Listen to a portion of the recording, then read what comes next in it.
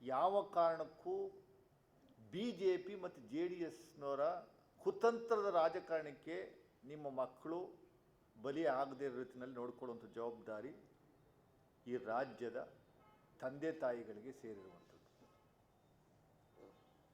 ನಿಮ್ಮನ್ನು ಮುಂದೆ ಬಿಟ್ಟು ಅವರ ರಾಜಕೀಯ ಬೇಳೆಯನ್ನು ಬೇಯಿಸ್ಕೊಳ್ಳುವಂಥ ಒಂದು ವ್ಯವಸ್ಥೆಯನ್ನು ನಿರ್ಮಾಣ ಮಾಡಿಕೊಂಡಿರುವಂಥದ್ದು ನಾವು ಕಾಣ್ತಾ ಇದ್ದೀವಿ.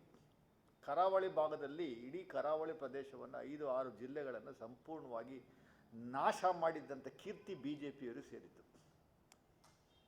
ಯಾವ ಇಂಡಸ್ಟ್ರೀಸು ಅಲ್ಲಿಗೆ ಬರ್ತಾ ಇಲ್ಲ, ಯಾವ ಟೂರಿಸಮು ಅಲ್ಲಿಗೆ ಬರ್ತಾ ಇಲ್ಲ, ಯಾವ ಸ್ಮಾಲ್ ಸ್ಕೇಲ್ ಇಂಡಸ್ಟ್ರಿ ಅಭಿವೃದ್ಧಿಯ ವಿಚಾರವಾಗಿ ಅಲ್ಲಿ ಚರ್ಚೆ ಆಗ್ತಾ ಇಲ್ಲ. ದಿನ ಬೆಳಗ್ಗೆ ಎದ್ದರೆ ಕರಾವಳಿ ಪ್ರದೇಶದಲ್ಲಿ ಹಿಂದೂ ಮುಸ್ಲಿಮ್ಸ್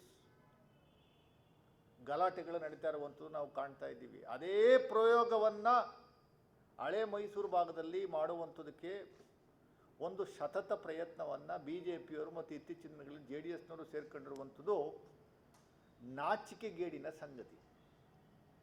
ಚುನಾವಣೆ ಬರ್ತಾ ಇದೆ, ಪಾರ್ಲಿಮೆಂಟ್ ಚುನಾವಣೆ ಬರ್ತಾ ಇದೆ ಅನ್ನುವಂಥದ್ದು ಏಕೈಕ ಉದ್ದೇಶ ಮೈಂಡಲ್ಲಿ ಇಟ್ಕೊಂಡು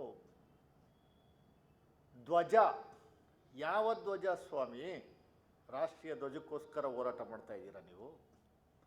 ರಾಜ್ಯದ ಧ್ವಜಕ್ಕೋಸ್ಕರ ಹೋರಾಟ ಮಾಡ್ತಾ ಇದ್ದೀರಾ? ನಿಮ್ಮ ಭಾರತ